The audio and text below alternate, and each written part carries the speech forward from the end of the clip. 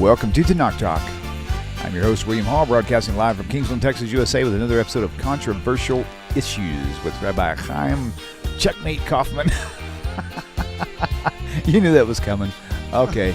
RTMP flasher. Wait. What the heck? I'm going to have to do this thing over. The RTMP server is actually...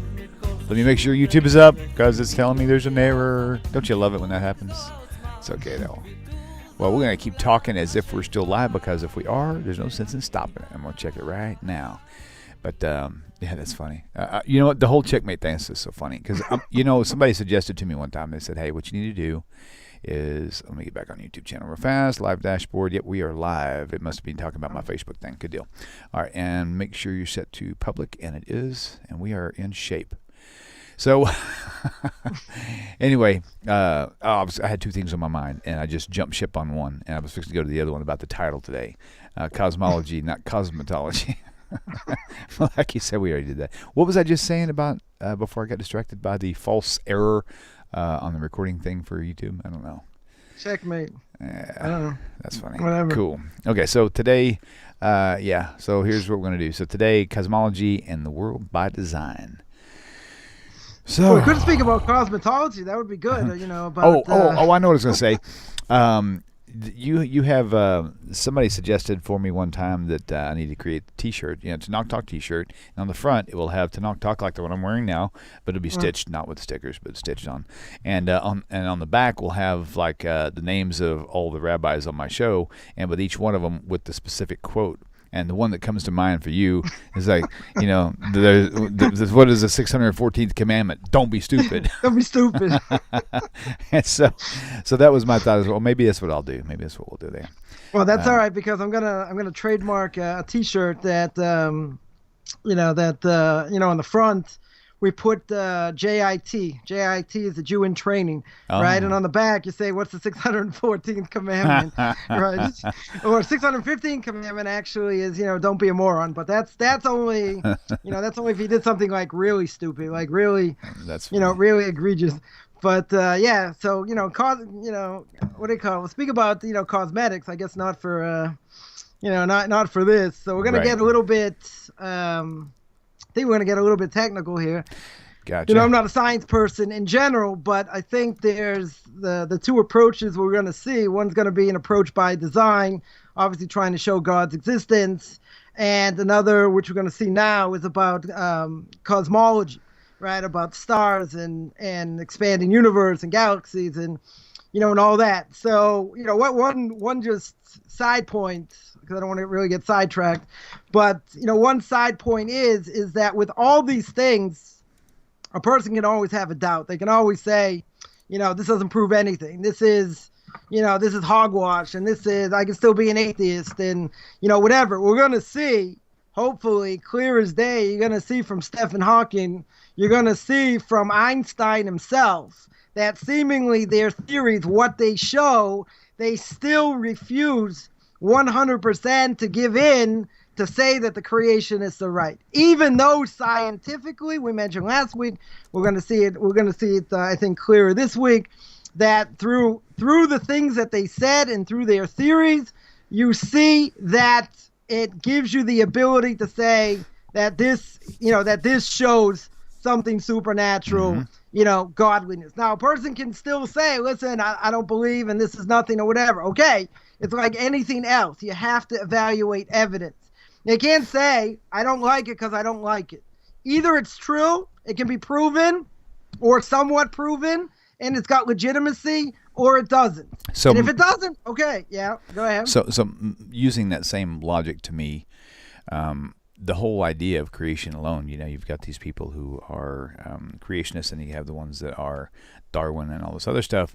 And, right. The one thing that somebody told me years and years and years ago was, to suggest that this Big Bang thing just within itself, without, just remove God altogether. Big Bang explosion, right. Boom, you've got this fully functional thing. It's like a tornado hitting a junkyard, and it produces a fully fueled 747 jet ready to fly. Yeah, I mean, there is you don't need proof to prove that would not work. Right. But apparently you do, because that's why we have these people who don't believe in God out there. So Right, we're going to see, actually, we're going to see by the Big Bang, but obviously a tornado, you meant by a trailer park, right? First place that gets hit.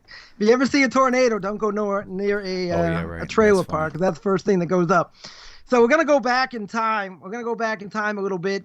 I go back to 1913. We have someone named Vesto Slipher, whatever his name is. He worked in Flagstaff, Arizona. He was a cosmologist, and they wanted him to study some glow in the sky, right? They thought it was a new galaxy, and the reality was there was some formation of stars. What we understand today, they weren't rotating. We're going to see why that may or may not be significant, right? If they're not rotating, which is common to new galaxies. What did he find? He found this galaxy. What did they call it? They called it the Andromeda, right? Something most people probably have heard of, but even looking at it, he made a tremendous error in his calculation. Why? Because these stars were moving at a speed of 70,000 miles per hour, and other galaxies seemingly also receding from the Earth. They're going at Mach speed. What's Mach speed? Mach speed, it means moves faster than the speed of sound. All right, does anyone doesn't know? It's news for me also. So comes 1925. What did they find? 42 separate galaxies. 42 separate galaxies proven, according to science, bolting away from the Earth. So comes along someone who probably have heard of, Mr. Albert Einstein, formulating his theory of general relativity. We're going to speak about that. And this theory certainly changed the face of how physicists, chemists, cosmologists looked at the world. There were issues. Some mathematicians, others had some issues with Einstein's theory, and they sent him information. There was someone named William de Sitter, is a Danish mathematician, found certain issues, etc. And he said that this whole thing of relativity only works if the entire universe is exploding, if it's erupting from all directions at a central point. Now, there's another mathematician in the name of Alexander Friedman. He's a Soviet mathematician. Came to the same conclusion as this guy, De Sitter, that the universe is expanding in all directions at an unbelievably high speed. You're going to say, okay, very good. What does this show? So we'll see. So now the war ends, right? So you got Slifer, whatever his name is, De Sitter and Friedman, and they showed their information to Einstein. And Einstein seemingly resisted the solution, right? They're showing beyond the shadow of a doubt mathematically that all these galaxies going far away from the Earth. If they're going far away from the Earth, what do we have? You have a universe that's exploding, that's erupting, that's continuing, right? It's not stopping, it's not static. We'll speak about that as well. So the problem is, why did Einstein resist their solution? Wasn't based on math, wasn't based on science. What was it based on? It was based on a theological implication. The theological implication of an exploding universe, which means somebody is behind these explosions. He didn't want to believe the results. He didn't want to go according, whatever errors there were in his theory. Because what did he say? He said, "I've not yet fallen into the hands," direct quote, "of the priests." The circumstance of an exploding universe, said Einstein himself, he said it was a problem, it irritated him. So there's other ways to view the universe. There are basically three ways to see what the universe is and what's going on. First thing is, and we pretty much showed that can't be the case, but we'll show that proof later. And that is the universe. What can it be? It's static, right? It's an infinite splash of stars and planets. Basically, static means they don't move, right? They're staying in the same place. They're just, giving off light, gases, whatever it is. So such a universe, if it is static, there's no contradiction. God could have made it that way, right? He could have made it that way at some point. Certainly at some point in history, but a person can say, you know what, it came into being however it did, but I don't need God for this. So the atheists say, so if it's static, I can say there's a static universe without God. Okay, right? That definitely is a possibility. That is one theory. There's a second theory. A second theory is what we call a cosmic balloon that automatically expands. I shouldn't say automatically. It expands and it contracts. So what does the theory say? For a few billion years, it inflated into nothingness. Each star and planet, what would happen? There's gravitational pull, right? Each one's pulling on the other, whatever it is. So what happens? They're not moving that fast, even over that amount of time. If they're not moving that fast, it slows the expansion until what happens? It gets reversed, right? Somehow it's going to come back. It's going to come back. It's going to crash. Essentially, it's going to crash upon itself. So then what would happen? This would smash into the center of the universe. It would imagine such an explosion. You have such an explosion, tremendous amount of heat. And what does that heat do? With this explosion, it sends it sends lights, other things in all directions, right? Now, what does that do? So that essentially starts this expansion phase again. In other words, it doesn't just stop. In other words, you have for billions of years these planets, the gravitational pull, one against the other, right? So eventually, I guess, I don't know, however it happens, it reverberates and they end up coming back. When they come back, there's this huge explosion. The whole thing starts all over again. So what do we call that according to science?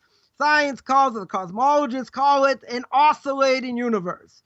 Now, an oscillating universe also could have existed, certainly without God. You don't need God necessarily for this either. That's a second possibility. What's the third possibility? Third possibility is this cosmic balloon doesn't do anything, doesn't implode, right? It doesn't explode. So what happens? Now I get this gravitational pull of all the stars, all the planets. So they're not going to stop this initial, there's still expansion. It's not like nothing's happening and they're standing still. It's definitely not static, right? But what would happen over here if you have such a strong gravitational pull? Then the universe spills out into nothing. Right? It just sort of like moves, and it keeps going. Eventually stars burn out. There'd be a frozen darkness, for all of existence. And seemingly there'd be nothing there, right? Because nothing can grow, nothing can live. So that's what we call the third explanation. Third explanation is what we call an open universe. Now, an open universe, once it goes out, once it spirals out and it goes into nothingness and all these stars seemingly burn out, so what happens? Nothing. That was easy. Nothing happens. It's never going to bring itself back to life. So we got three possible explanations of what's going on in the universe. So now there's a very fundamental question, right? If we're going to tackle science, we're going to use scientific questions here in order to see if there's a possibility that this is something theological. This is something that God did, right? So here's the question. Why would a dot containing all matter and energy, a dot that sat quiet for an eternity, right? Billions of years, didn't do anything, sat there in my language like a dolt, sat there like an idiot, didn't do anything, just in the heavens, just sitting there, right? Looking pretty, maybe. I don't know. Whatever it is. So what happens?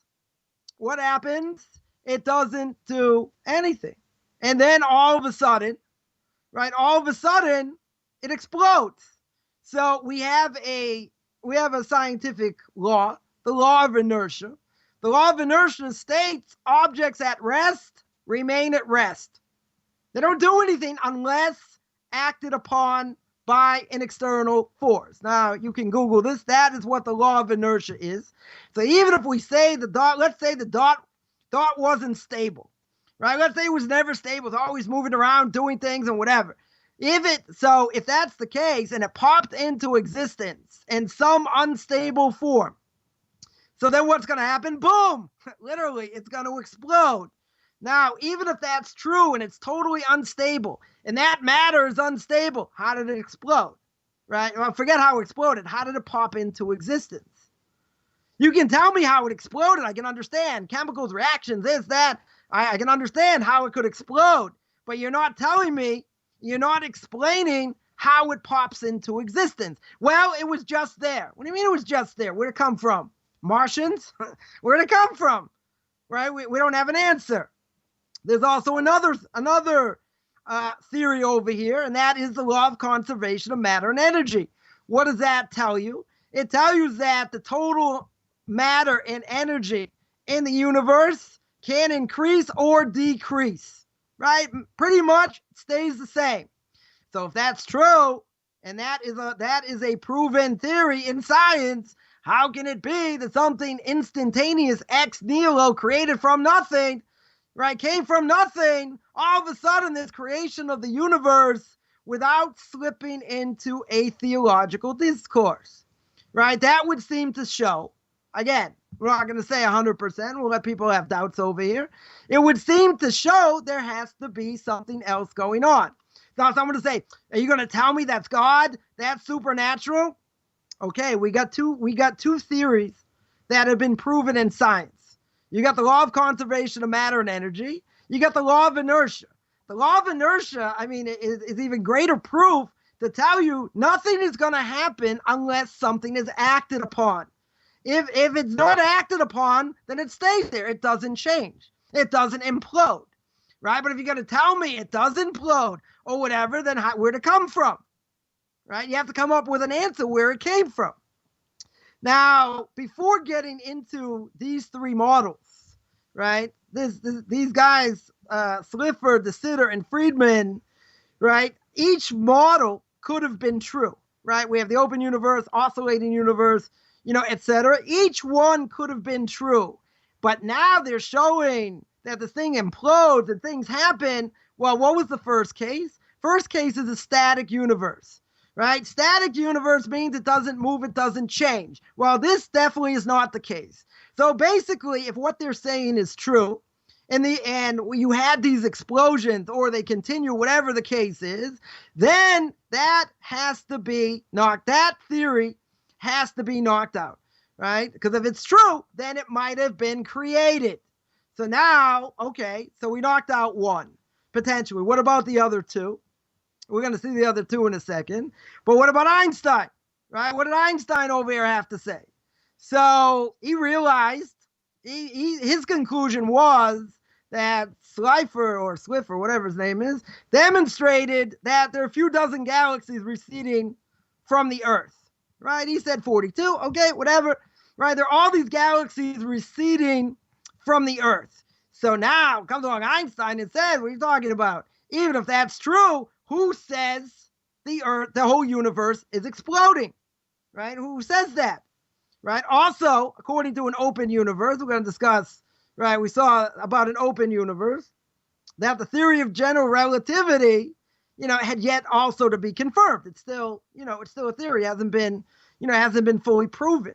So he's claiming that it's not fully exploding. If it's not fully exploding, right, doesn't mean necessarily it's an expanding universe. Doesn't necessarily show that. That's seemingly what he wants to say, right? Otherwise, what happens? Otherwise, you have to come on basically to a religious conclusion. Now comes 1925, Edwin Hubble, working, if you've heard of his telescope, right, worked at Mount Wilson Observatory in California.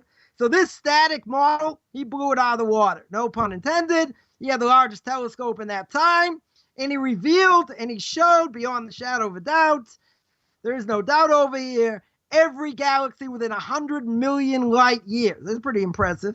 100 million light years from the Earth was receding.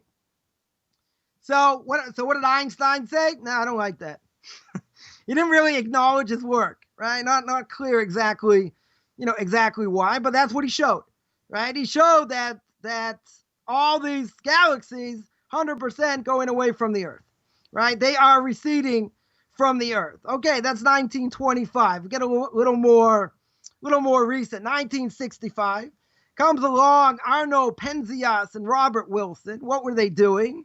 They were testing they were testing super sensitive microwave detector at Bell Telephone, right? Bell Telephone in New Jersey. And it was interesting. They aimed this instrument, and this instrument picked up unidentified background noise, right? Sounds like Twilight Zone, doo-doo-doo, right? They picked up this background noise. They thought, okay, maybe it's just, some pigeon droppings on the antenna or something. They cleaned it many times. That wasn't the issue, right? So they went through a local broadcaster. Maybe they thought they jammed the receiver or something like that. Nope, it wasn't that. But the noise kept coming. So what happened? So they decided to place this thing and see if it hits other parts of the universe. Is there the same noise, or is only one area? What did they discover? The hum was coming not from this atmosphere. It was coming from outside the solar system, meaning that this noise came from every corner of the observable universe. And therefore the remnant, so what do you have? What do you have over here?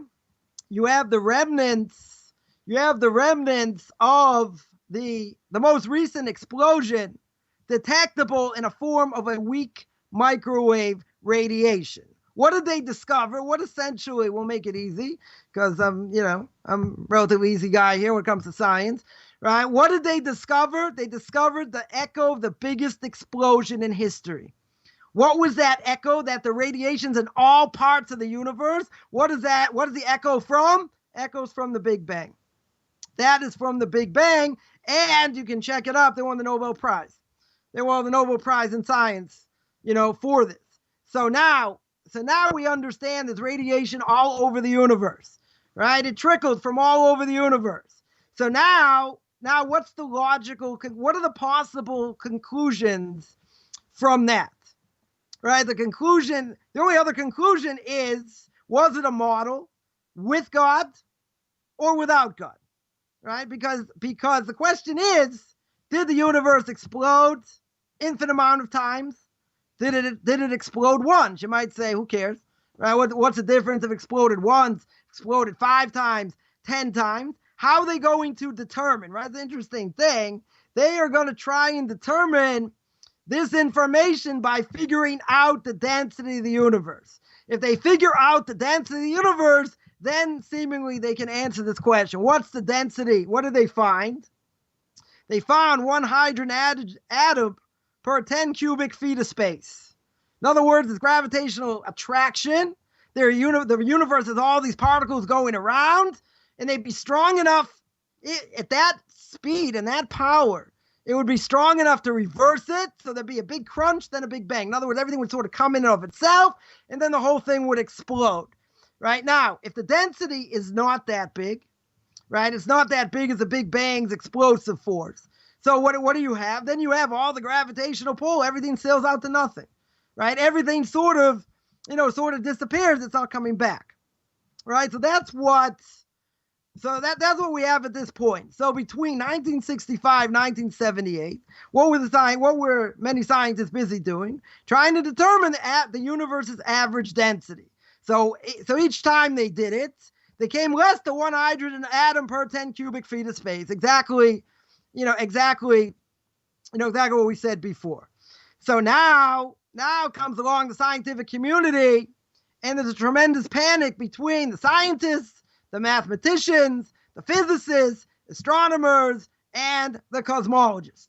Because now they want to show, okay, if this really happened at this amount, then that seemingly is showing you got these particles going out all over the universe. What does it seem to show? The universe is not static. It's moving. It's expanding, right? Even though Einstein, didn't want to give in to this, but seemingly that's what happened. Now we get to more recent history. Comes along Robert Jastrow, famous being an aeronautics and space administrator for space studies. So he made a unbelievable announcement. So what did he say? Comes along Jastrow and says, if you take account all these things, radiation, gas, black holes, other forms of invisible matter. So the maximum total weight he wants to claim is still more than 10 times too small to bring the expansion to a halt. So what did he say? He said there's a third model. What was the third model? The open universe. Seemingly that, things are expanding, but even so, it's too small over here in order to bring the expansion to a halt. Now, get to Stephen Hawking.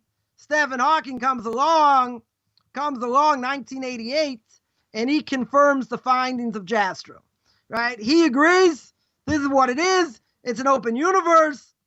But what did he say? What did he say as a scientist? He says that many people don't like this idea, even though it seems it's the right idea, he said. Why? Because there must be, at this point, a beginning. There has to be a beginning of time. Something can't just come out of nothing, right? All of a sudden, you have an explosion. Nothing's acted on. What acted on it? So we call it the Big Bang. Very good. Where'd the Big Bang come from? Who put it out there? It just didn't happen by itself. And we see it's an expanding universe. That's what we've seen. So he says, it looks like time has a beginning, and nobody likes that. Why? So says Stephen Hawking, it smacks of divine intervention. Of course it smacks like divine intervention. Who put it there? Right? You have this dot, all of a sudden it implodes. Why did it implode? You're going to say, you got amino acids, you got this, whatever. But the law of inertia, it's not going to implode if something doesn't act on it. What are you talking about? Martians? What is it? What acted on it? Nonetheless, present evidence shows that the universe probably is going to expand forever. Now, what happens? Someone's going to say, maybe someone's going to come along and prove them wrong, right? Maybe it's not true. Maybe not the entire science community holds of it. Maybe they're going to be doubters. There'll be other people. Who knows? What if they're wrong? What would happen all of a sudden if this missing matter shows up? Right out of nowhere.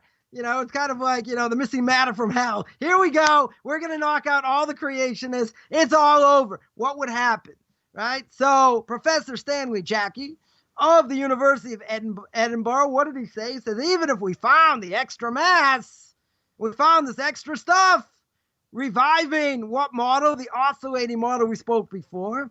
Nonetheless, the process of expansion, wouldn't necessarily go on forever. Even if it doesn't go on forever, still, if it's expanding, it's not expanding by itself. Someone had to put it there to expand, or at least to start it, right? Something had to happen. So even if the universe exploded once, twice, 100 times, it has to be. It doesn't really matter how many times. Even if it exploded once, the question is going to be that if it exploded for the first time, what force brought this universe into existence and caused the Big Bang, right? That they don't have an answer for, right? But the question is, even if you find, right, this guy Professor Stanley Jackie said, even if they find it, it still shows pretty clear we're living in an expanding universe. Right, even if it stops at some point, what started the universe into existence? People can say there's a Big Bang. That's beautiful. You're going to say, well, what's the obvious question? The obvious question is, who says God made the Big Bang? Why do you have to come on to the supernatural? Because science doesn't have an answer. We just showed if something's not acted upon, it's not going to move, right? And if it shows an expanding universe, there had to be some explosion first. I don't care if there are 10 if there are 10 explosions after 10, 15, 20, 80, they're all reactions of the first. If they're all reactions of the first, where'd the first one come from? So someone can say, well, an atheist can say, that's not proof, right? Why is that proof? Right? Why do you have to come on to supernatural? You got a better explanation? Science. We're talking science. Forget about God over here. What is the explanation, right, according to science, right, that we just saw, that the universe came into existence at least with the first explosion? They don't have an answer. So if they don't have an answer, it's plausible. Not going to say 100% because you have to take the evidence, you have to evaluate. It's plausible. The first Big Bang, the first explosion could have been done by God. That is definitely plausible. you want to knock it out in other ways. Okay, show it through science. Don't show it like, Hawking said, well, some people are not going to like this idea because it seems like it's got a beginning. That's exactly what it is. You don't say it's like that. That's what it is. Now, the question is, why don't you like the question? You don't like the question because it makes you squirm.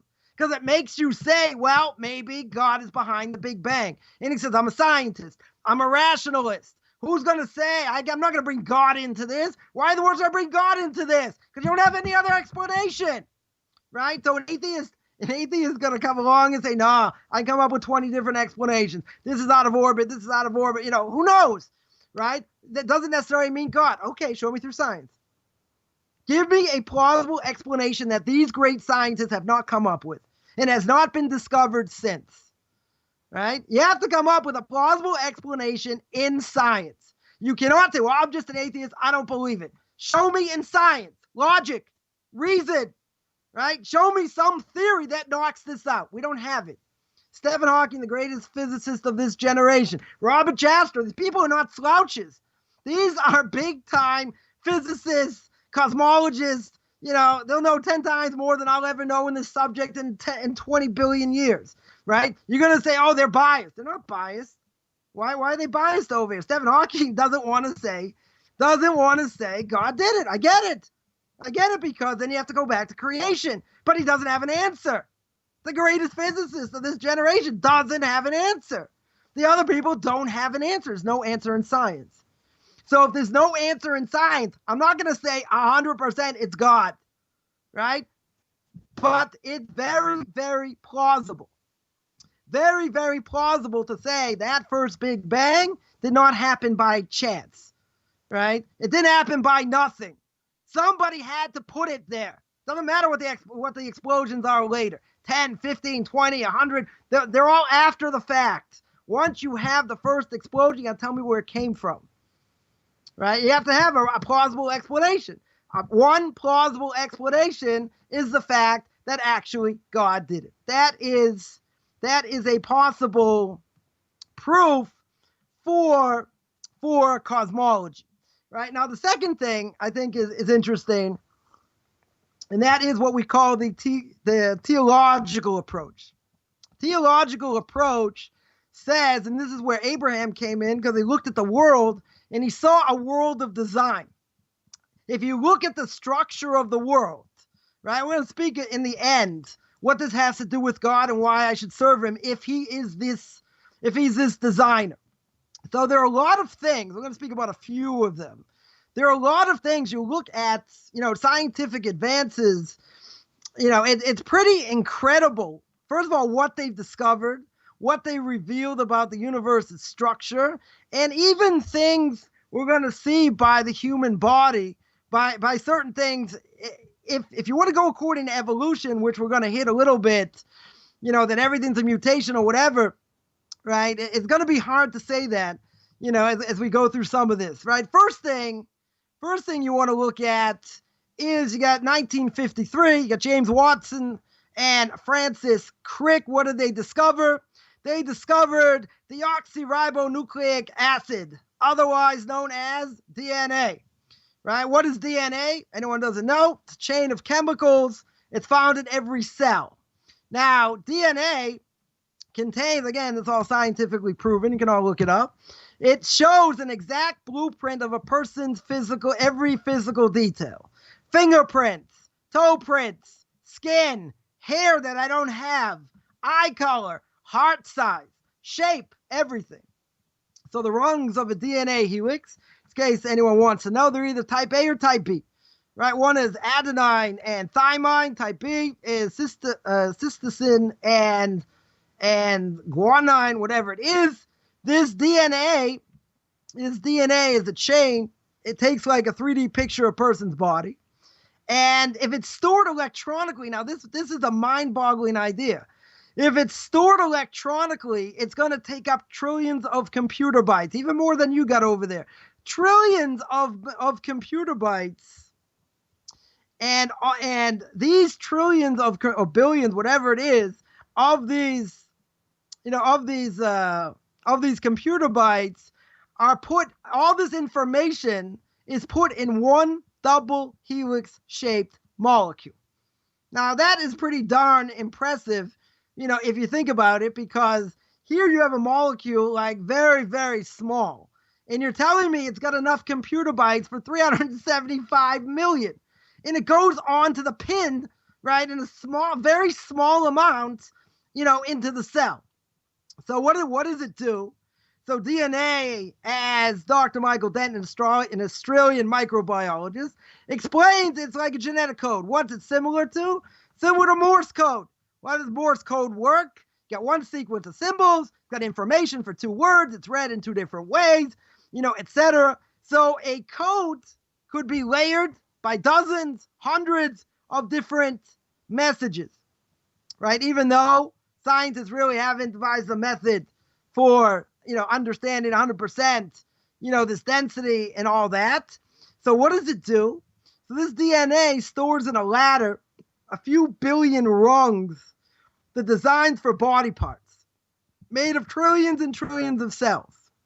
Now, the question about DNA is, okay, DNA is a chain. It's a double helix. So it's got billions and billions of megabytes over here, or gigabytes, whatever it is. Right? So how does the DNA chain know to start, let's say, how does it know to read the code for, let's say, a person's nose? How does the DNA actually know that it's not going to put the nose in the wrong place? Maybe it's kind of funny, kind of like, what we picture like aliens. You got a nose like by your ear. You got an ear by your eyes. You got a cyclops, the unibrow, right? You got one eye, whatever it is. How in the world does this DNA know where to put the ear, where to put our elbow, where to put our nose, where to put anything? So DNA, as most people may be aware, has a table of contents. It's got coded messages to tell the body where to look. It's got a coded description, right, etc. It reads its own blueprint. I mean, this is pretty incredible for a very tiny cell, right, that does this in all these different cells. And what does it do? It reproduces an exact copy of itself for a new cell. That's also pretty impressive. So now what do we have? We have an unbelievable sophisticated structure for all parts of the body. Now, let's look at a person's eye. For instance, an eye contains 7 million cone-shaped color sensors. Brings us gleaming detail, even of things you don't want to see, or whatever, right? Different lighting conditions. If there's insufficient light, right? Let's say it's at night or whatever, the cone-shaped sensors deactivate themselves at about 120 million rod-shaped. Ultra-sensitive black and white sensors switch on. Some shut off, some shut on. 120 million rod-shaped sensors. I mean, that's an unbelievable amount. So we have another thing in our eye, just in case anyone's interested. We have an optic nerve. An optic nerve takes the signal from these 127 million sensors. What does it do? Recodes them into signals, shoots them down a few thousand or a few 100,000 nerve fibers going to the brain. How fast? About 1 billion impulses per second. I mean, you think I think fast? That's 1 billion impulses per second. Now, while that's going on, you got the pupil. What does the pupil do? Monitoring, maintaining constant illumination level. So you're able to see. You're able to focus, right? If your pupil goes out, you're blind. You can't see anything, right? It's going to adjust length for maximum image, sharpness, clearness, etc. It's going to clarify the tiny blurs. And, if a person has an issue, right, then you have to wear glasses. So that, that'll help it along the way. So that's by the eyes. Let's take a look. Let's say detecting, analyzing sounds, taste, smell. You go to every inch of the body. There's pressure, there are temperature sensors, balance detectors, etc. Our immune system, we can speak about the immune system, detects, responds, to viral, bacterial intruders, fights against that. You got a respiratory system, circulatory system, perfect oxygen, carbon dioxide balance throughout the body. And then you got the digestive system. We won't get gross over here, right? Take out proteins, carbohydrates, fats, other things, and excretes them because the body can't use them. And if they don't, a person will get plugged up and he'll die, right? He'll die from the toxins. So you also have a perfectly fit ball and socket system that allows the bone's fluid movement. If you didn't have that, right, people have arthritis, and other things. So their bones, the bones grind against each other. It's painful, right? Tremendously painful. You have tendons, you got ligaments, you got skin that binds the limbs together, right? All these things, right? Now, so you're seeing unbelievable, miraculous things that go on in the span of the human body, all the sensors, the neurons, the brain, all these things. So, okay, that's very good by humans. Now, what about plants? What about fish? What about other animals? What about a fully functional tree? What about a shark? What about a hummingbird? What about, all these other things are unbelievably more complicated than probably the most sophisticated, jet fighter. So imagine also, now a person can blow this off, but imagine you took an apple seed. You took an orange seed, right? It's got all the DNA in it, planted in the ground, all things being equal, plenty of sun, plenty of water, not going to get ruined. What's it going to grow? Well, it's going to grow an apple tree. It's going to grow an orange tree, right? All things being equal. Now, why should that be? You're going to say, come on, didn't you ever learn anything? Did you ever learn science, right? What is it? It's DNA. There's DNA in the seed. Now, I would say, and this is just me, I would say very good. So who's to say every apple seed is going to have that? Maybe the next apple seed, maybe there'll be a mutation, and after that, no more apples, right? Or an orange. Why has this been that way for, hundreds of years, thousands of years, whatever? How is it every single time that is the case, all things being equal? You can tell me it's a coincidence. You can tell me it's nature, right? But who's involved in nature over here, right? Who's the one in charge? Who's keeping it going? Right? We haven't even spoken. We spoke a little bit, but we didn't even really speak about the physical design of the Earth, the solar system, galaxies. If the atmosphere, lacked carbon, hydrogen, oxygen, nitrogen, we die, right? Or at different levels, we wouldn't be able to live. If the average air temperature is 10 degrees higher, surface rocks would reach higher levels of carbon dioxide, stimulating a runaway greenhouse effect. Well, people would say that's a good thing. Problem is that it would boil away the oceans, destroy all life. Well, I guess that's bad, right? We wouldn't be here, so it would destroy life. If the Earth's average temperature 10 degrees cooler, we'd be like Pluto, right? We'd be like we'd die. We'd be like the polar caps, right? It would raise the percentage of solar heat, right? Go back into space. It'd be a lethal global glaciation. We'd be a frozen tundra, in short. Right? If the Earth would fall into a slightly tighter orbit around the sun, same thing, right? We'd be incinerated.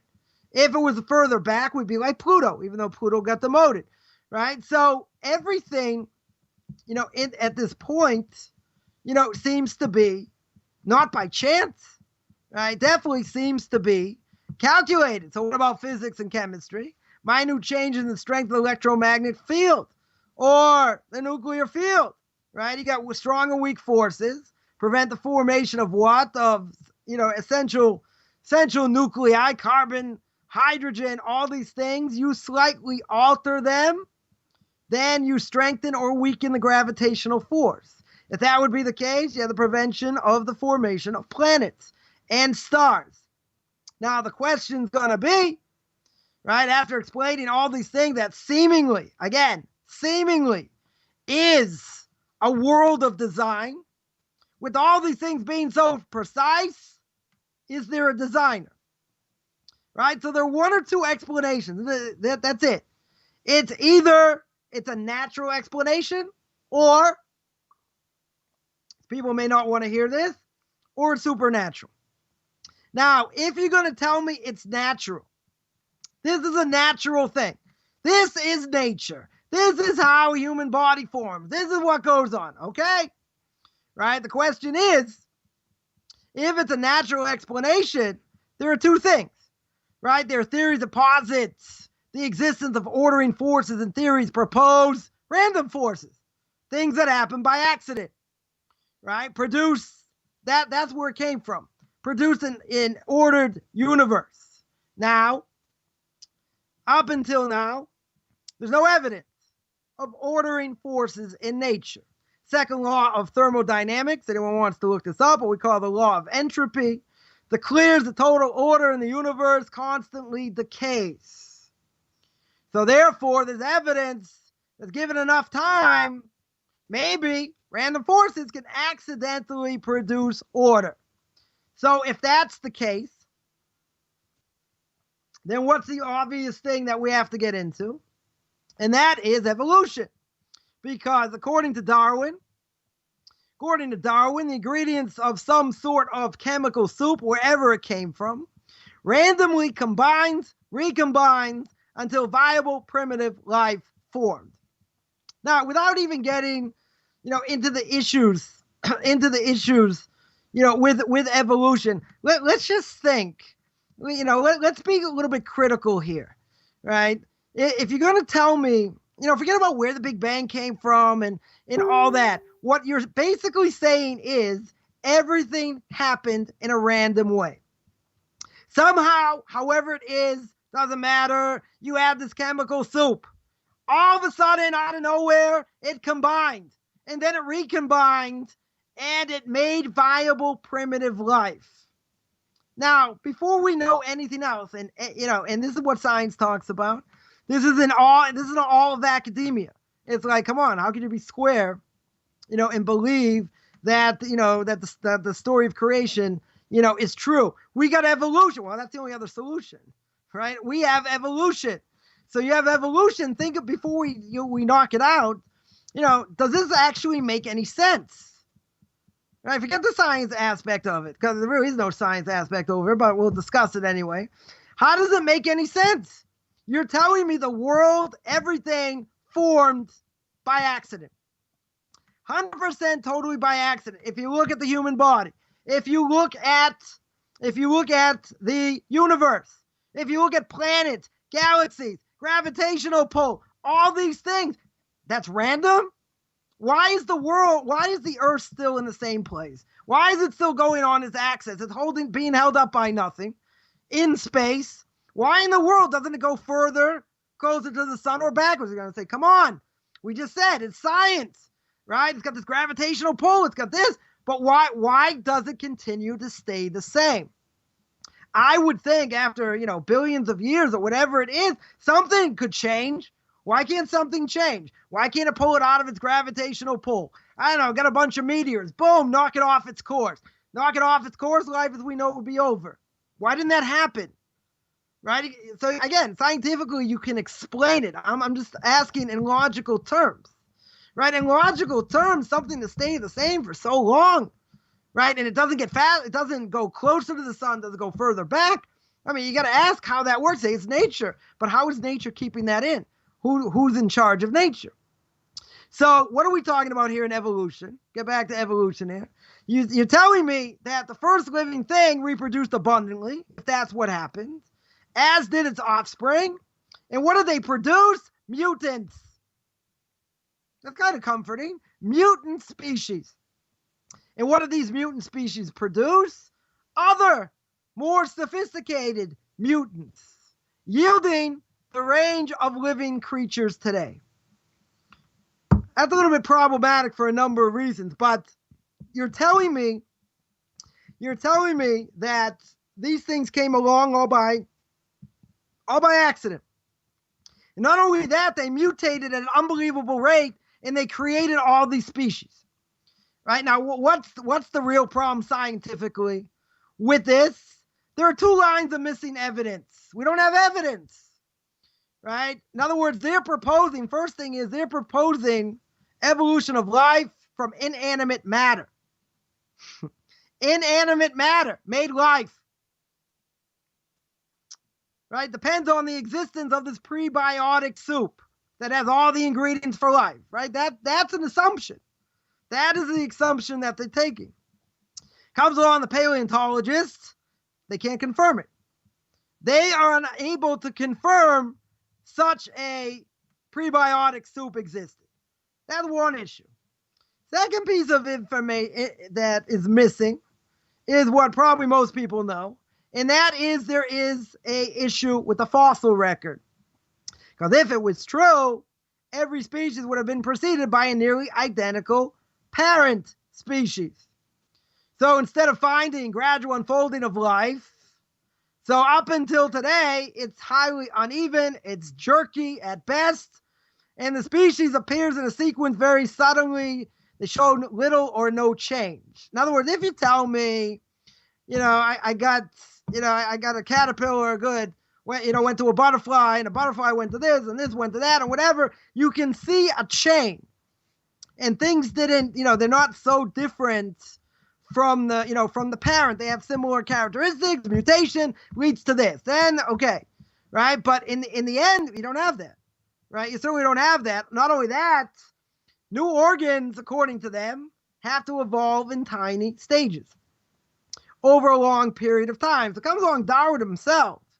Now, Darwin himself, in the origin of the species, Darwin himself says, if it could be demonstrated that any complex organ existed which could not possibly have been formed by numerous successive slight modifications, if you cannot show that, then he says my theory absolutely would break down. Right? That's a quote. That's what he says. But we know that that's not true. We know that there are organs that have been identified like that. Right? But even so, any species, he's claiming that they evolve slowly through a series of small changes. Now, scientists understand that this really can't happen. Why not? Because mutation has limits. Something that mutates cannot mutate exponentially, right? It doesn't go on forever. It's limited. So therefore, a DNA chain is going to stretch. We spoke about DNA. It's only going to stretch as far from the original before either it breaks or it snaps back. It cannot keep going and going and going because eventually it's just going to snap. Now, Darwin and no other biologists ever succeeded or witnessed the evolution of one species into another. It's never been shown, never been proven, right? So that is going to disturb people who want to believe in evolution. They say, where's the missing link? Where does it show anywhere one thing changed to another? Comes along Stephen Hawking, 1988. Stephen Hawking says, the whole history, quote, of science has been a gradual realization that events do not happen in an arbitrary manner. Knocks out Darwin over here. But they reflect a certain underlying order. There's an order. It's not chaos. There's order, right? It says the greatest physicist of the last generation. There's some sense of order over here. It's not arbitrary. So they don't have the missing link. They can't show one thing change to another. Certainly. And there's another argument, right? Another argument that's brought up by Dr. Gerald Schroeder. Dr. Gerald Schroeder speaks in Genesis and the Big Bang, his book Genesis and the Big Bang. Now, he was a physicist at MIT, right, in Boston, where I grew up. And he said the following. He said that, on the fifth day, you go back to creation, even though, Stephen Hawking wouldn't be happy with this. You go back to creation, right? Let's say there are 2-3 billion years, right, between the fifth and the sixth day. So let's say the example is you take a monkey, right? A monkey has a difference to a human, right? 1%. The 1% DNA difference between a monkey and a human. Now, according to Darwin, what's he going to say? He's going to say, listen, they're going to go through all these mutations, going to have unbelievable amounts of mutations, and a monkey can turn into a human. Now, there's only one problem. Says Dr. Schroeder, if you look at it mathematically, if you had a mutation every second for 3 billion years, however, whatever the amount of billions of years it is between the fifth and the sixth day of creation, you take a mutation every second, mathematically doesn't work out. In other words, you're never going to turn a monkey into a human. In a monkey, the difference is 1% DNA. That's the difference. You're not talking a paramecium to a hydra, to a creepy crawly thing, to a butterfly, to a rodent, to this. You're talking changes that can't exist. They can't exist. Forget about the Torah. They can't exist mathematically. It doesn't work. So over here, what does the theory of evolution do? It can't explain. It can't explain these complex living things, right? Not only that, they're not persuasive enough for why astronomy, chemistry, and physics are conspiring day after day to provide mankind with such an ideal home. Doesn't work. So, therefore, what happens? Therefore, the natural answers, or the possible natural answers to this theological dilemma, they don't get off the ground, right? It's either evolution, right, as we mentioned, right? That is the possibility. Right, or that things happened, it's such a random thing, etc. No, those are only two options, right? So we knocked off the first one. Evolution doesn't seem to work either. So a person could still say, right? A person could still say, well, even though it hasn't been proven, one day we'll find that missing link. I remember about 15 years ago, 20 years ago. There was a Newsweek article that they claimed they found the missing link. What was the missing link? A jawbone and a set of teeth. Doesn't really show anything, right? That's what they want to claim is like the closest thing they have. But that is the biggest knock. That is the biggest knock, against evolution, is the fact they don't have the record, right? They don't show and they can't prove at all that one species changed to another. So in this aspect, when it comes to the theological design aspect, right, we can say, or we can claim, that a supernatural solution, i.e. God set it up this way, is a viable option. Now, the one last thing, when you look at the world, and you see, you're in academia, in the secular world. If you're secular, this is what you have to hold by. Yeah, you cannot be a secular person and say, well, the story of the Bible is true, right? Why not? Because that's the last thing. If you believe in a world of design, right? So even an atheist can say, okay, maybe there's a world of design. So what? Now you have to go back. Okay, let's say the argument's going to be, let's say there's a designer. We see that there probably has to be a designer. No one can make this up, right? It seems implausible with the DNA and all these other things. Seems implausible someone else could do it, right? Not with all these, all these mutations and everything else. Okay, but the logical conclusion now is, okay, I agree. Maybe they'll agree there's a designer.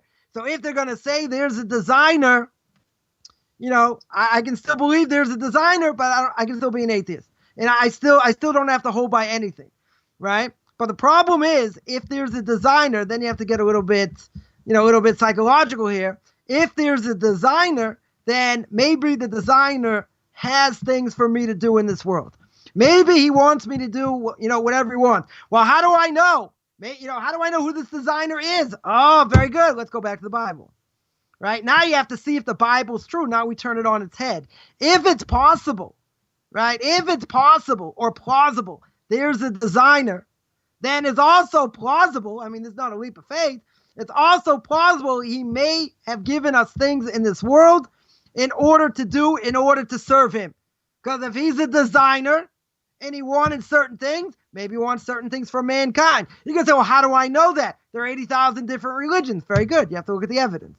Now if you want to see that there's evidence for God, there is one other proof we're not going to get to now. Right? It's historical. We'll get to historical proof, I guess, next week. Right? But then you have to work backwards. If I understand this is plausible, and I evaluate the evidence, I come to the conclusion that seemingly there's a God in the world, okay, now what does he want from me? And how do I know these other things? This is true. Let's say Judaism is true and everything is false. That's a whole nother thing, right? But an atheist cannot come along. I mean, I guess they could in theory. You cannot say, I believe in design, but that design doesn't have to be God. Okay, what are the other explanations? What are the other explanations? Martians? Where did it come from? Who set it up? right? We have the cosmological thing. Who put the Big Bang there? You say, I don't know. Who cares? No, it's the tremendous difference over here. Because if I know there's a designer, I know someone who put it into action, right? That means someone's pulling the strings. Good. If someone's pulling the strings, that is a plus. That I can say that looks like a supernatural thing. If it's a supernatural thing, the next stage is going to be, okay, what does he want? If he's really God, what does he want from me? Do I have to serve him? Don't I have to serve him? What are my obligations? Okay, he gave us a book, right? So now I have to see if that's true or whatever and evaluate the evidence. We're just pointing out evidence now, seeing through the cosmological idea and the theological idea, the world of design, to say that it's possible that there is a supernatural, and maybe one day it'll be proven beyond, the shadow of a doubt, but it doesn't seem like evolution got a leg to stand on over here, because that evidence, they've been waiting for this evidence for a very long time. And the evidence doesn't look like it's coming.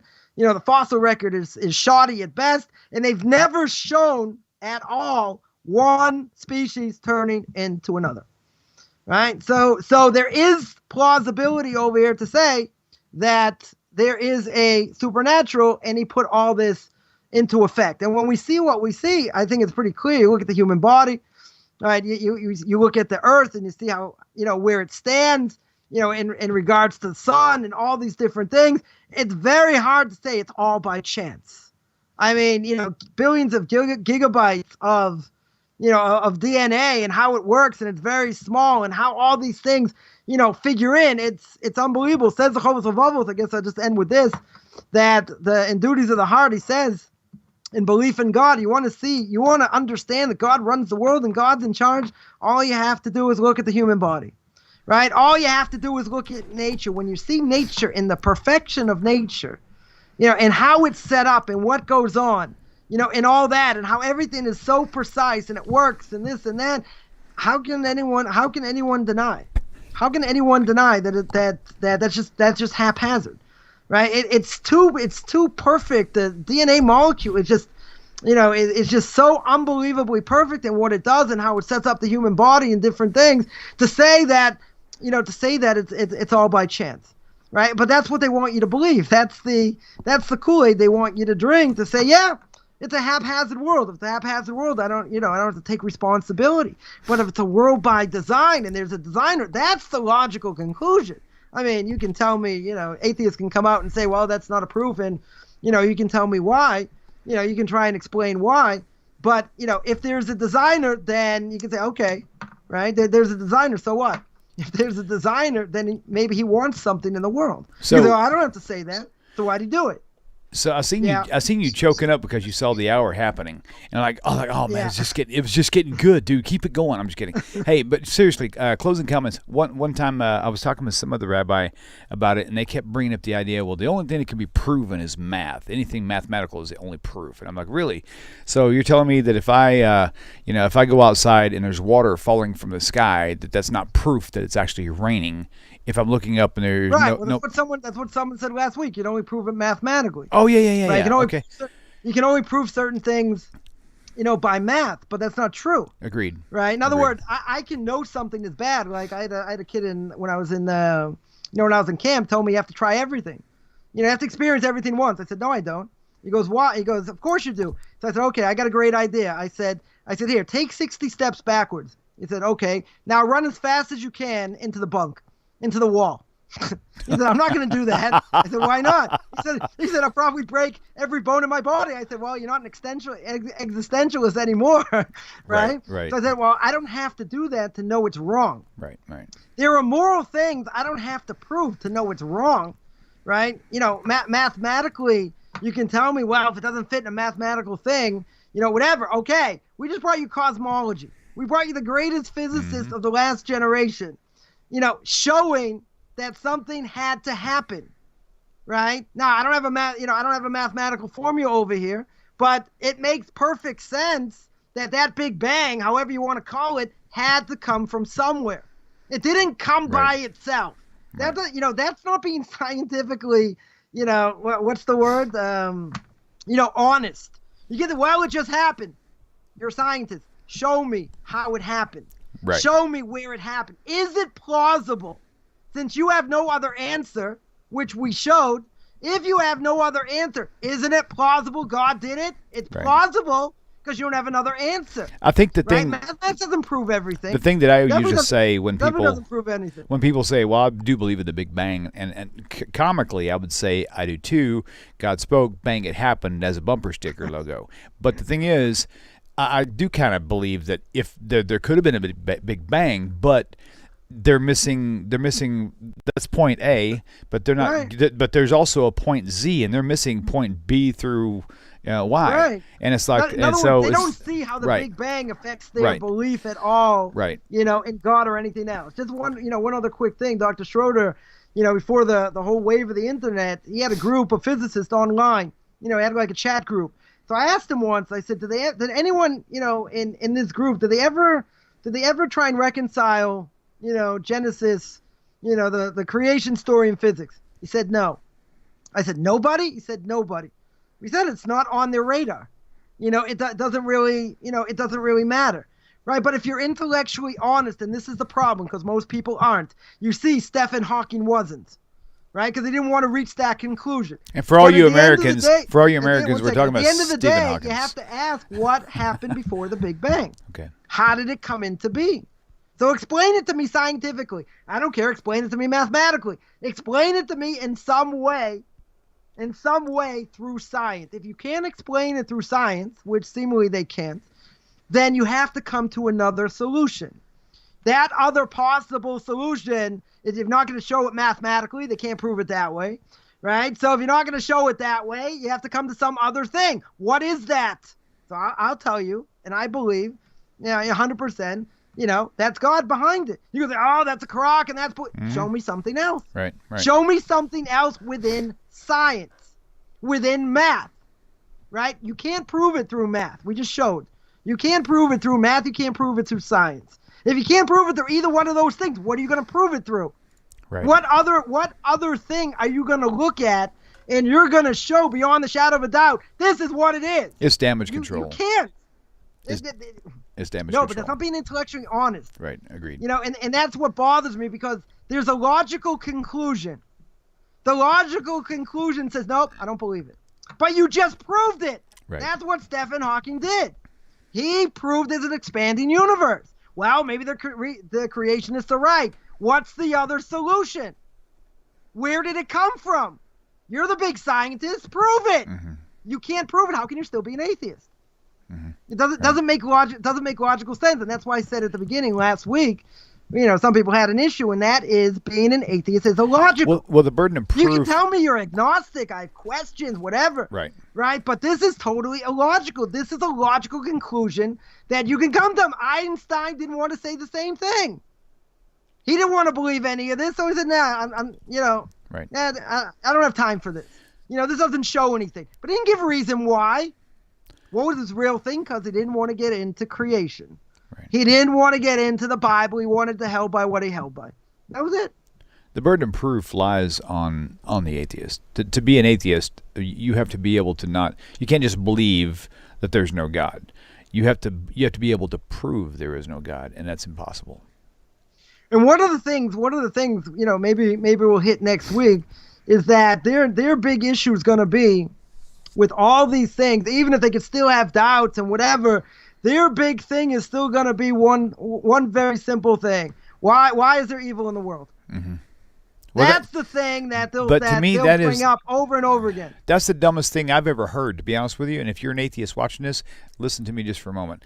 How many of you atheists are actually parents? And how many parents out there have to go through discipline and even drastic measures when it comes to people and their morals, right?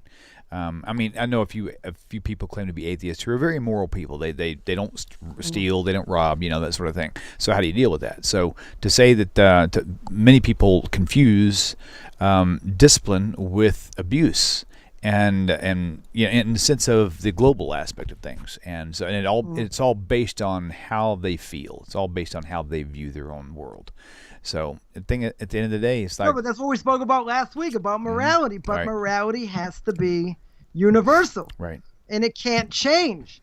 And if you change it, then it's relative. If it's relative, then there's no rhyme or reason for anything. But we show me across the board on a moral level that at all times murder is wrong. Right. And we gave 8 or 9 examples why you can't do that. Right. Why that's impossible to do, that it's universal at all times, all generations.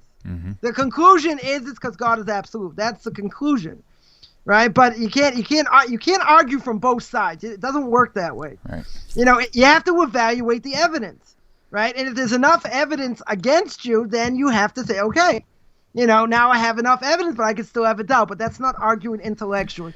You can't throw up your hands as a scientist and say, well, we'll find it eventually. Right. Right? The creationists can't be right. We're going to get there. We're going to do it. That's a crock. Yeah. It has, they've been waiting for another 100 years trying to find the fossil record. There's no such thing. That's no They're different. Never going to find it. That's no different than Jesus saying, or people saying that Jesus is going to fulfill the prophecies when he comes back. I'm like, really? I mean, if I was a contractor and I came to your house and I said, give me $100,000, I'm going to build you a new home. And then I'll show you the paperwork because that's part of the process. And I sign it, that's part of the process. And then you write me a check, that's part of the process. And I take the check, that's part of the process. And then I deposit the check, that's all part of the same process. Right. And you never hear from me again. But I say I'll do it when I get back, but I don't tell you when I'm coming. Would you ever in a billion years, a trillion years, ever agree to something so stupid? It's just unbelievable. People are gonna hold to the same thing. They're banking their eternity. They're $1 billion. They're $1 million. They're banking the most valuable thing that exists to them on empty promises. Take Einstein and Stephen Hawking. They would have been laughed out of the scientific world if they believed in God. Right? If they believed in that, and they refused 100% to do it because it's going to look bad for them, and they can't do it because they're scientists. Because they're rational, but they don't have answers. Right. They don't. The scientific world doesn't have answers. Right. So if the scientific world doesn't have answers, right? It's a cop out to say, well, they'll get there. They'll get there. Yep. But it's never going to happen, right? And according to Torah, it'll never happen. But okay, so you don't want to believe in Torah, good. Darwin was more than 100 years ago, right? In the late 1800s, right? So you got more than 100 years. They haven't proven. They haven't come close. But all of academia swears by it. Right. They all swear by it. They all drink the Kool-Aid. Doesn't make any rational sense. And forget about the science. It doesn't make sense. Everything's just haphazard. Right. How can you say everything's haphazard? Yeah. There's so many different ways to show that it can't be. But where's the logic? Science has to be logical, right? Doesn't it? It's not. They're going to claim we're illogical, but when it comes to this, they'll grasp at straws. They'll grasp at nothing just so they won't have to say God created the world. Right. That's what they'll do. And Stephen Hawking put his career on the line, and he said, "Don't listen to what I said. I'm not giving in to the creationists." Right. Okay. Listen up. Listen up. Okay, so I can't have people confusing you with the rabbi that goes 2 hours. So it's an hour and 15 minutes. But we look the same. We both have gray hair. Come on. Except he has hair on top of his head. Okay. Hit me when I'm down. Go ahead. All right, you grass guys. is growing on someone else's head. I get it. Okay. That's funny. It's over. Chaim Checkmate Coffman. That's it. Grow me some hair. Come on. That's funny. All right, Rabbi, thank you so much for your time, and thank you all for tuning in. It's been a great show, and we'll look forward to seeing you guys same time, same place next week, Hashem willing. And Rabbi, you have a great week, and we will see you all on the other side. Shalom, shalom.